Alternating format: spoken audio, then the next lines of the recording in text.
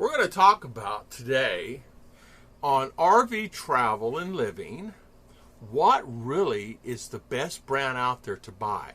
We did a video yesterday on what was a good RV to buy, a Class A, a Class B, or a Class C. What is your needs? What is your wants? What would you like to actually have? And what would be beneficial for you? So we're going to talk about this briefly today, and stay tuned.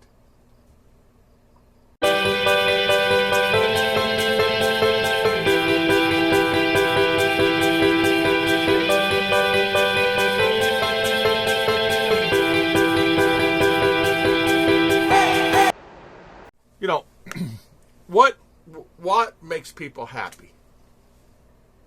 Makes people happy to see the children happy. Makes people happy when you're maybe out on an open road. Makes people happy sit down in a recliner. You get that feeling of that, having a cold iced tea, or what if you drink a cold beer, or things like that. I don't drink personally now, I did. But what it gives you that personal feeling of accomplishment, and you feel that. Well, in an RV, you can actually have that feeling. You need to find what type RV that makes you give you that feeling. What is that? Is it a brand new Class A? Is it one that costs you $100,000? Sure, if you have the money to buy one, it is. It's something that you want. Or Pivos for $2 million, sure. You know, I was happy at a time when I had a camper. I had a camper. It was nice. I really enjoyed it, and it was really a good vehicle for me. I would pull it in my truck, and it was nice. But then I kind of outgrew that. Then I said, well, I want a little more than that. I'm thinking I want a Class B. Well, no. I want something a little bigger than that. I want something that I can do. So I went to Class A. Do I like the Class A? Yeah, I love a Class A. So will I buy a Class A again? Yes, I would. Would I buy a toy hauler? Sure. Would I buy a fifth wheel? Sure. There's things that you have to figure out what you want to do, how you want to do, what you can afford. Listen, don't let anybody tell you you cannot afford an RV. Don't let anybody give you that stuff about you can't afford an RV. Anybody can afford an RV. Anybody can travel. Anybody can do anything they want. Can you stay on BLM land? Yes, you can. You can stay on BLM land. There's limitations depending on what state you're in that you can stay. Some say you can stay 2 weeks. Some say you can stay 3 weeks. Some say you can stay 4 weeks. It depends what state that you're going to. For an example, it's Florida, it's 2 weeks. Same thing on BLM land. Same thing on the state parks. But I ended up staying a little longer than that a lot of places, because you get more with honey than you do vinegar. If you're nice to the guy, say, listen, I know I've been extending my stay here. I've been here 2 weeks. I'd like to stay another week. Well, sir, you have to leave the park. A few minutes later, he drives back about an hour later. He says, you're out here. Don't worry about it. Just stay another 2 weeks. So you find yourself, and I was boondocking, you find yourself, you do find those opportunities that will just come upon you. Something I want to say, if you have a budget of $10,000 or $5,000 or $3,000, do not give up on your dream. If you want something you can camp, maybe you can start out with a small camper, maybe you can start out with Class B, maybe you can start out, there are Class A's you can buy for $5,000. There are Class A's you can buy for $500,000. But whatever the need is for you, are you going to be someone that's going to be doing it full time?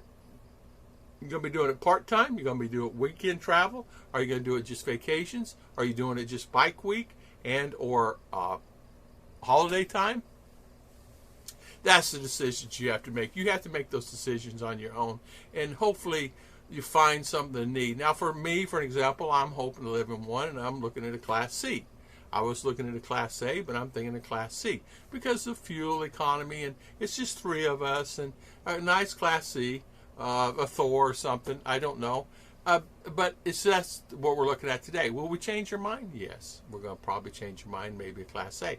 Ruth is looking at fifth wheels. You can buy a fifth wheel, but the problem is, since I sold everything I had, you have to buy a truck. And you need a truck, and it needs to be a really decent heavy-duty truck to pull a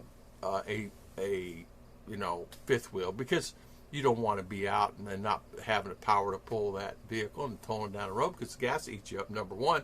And number two is you don't want to be whipping around on that. You want something heavy enough that it will give you all the power that you need and all the things that you need. Because as you know, you're going on the interstate, you got that thing floored. You don't want to be sitting there at 40 mile an hour hitting 95, and they're doing 80, you know. So you want to be able to have that power that you can go down the road. So, but today I want to talk about that just briefly. Yes, you can get an RV. Yes, you can travel. Yes, you can get one that's suited for you. Do not ever let anybody tell you can't have anything, because you know what? I was talking to someone the other day, and he said, I was at a dealer, and the guy's really talked me out of trying to get this one. I really wanted a used one.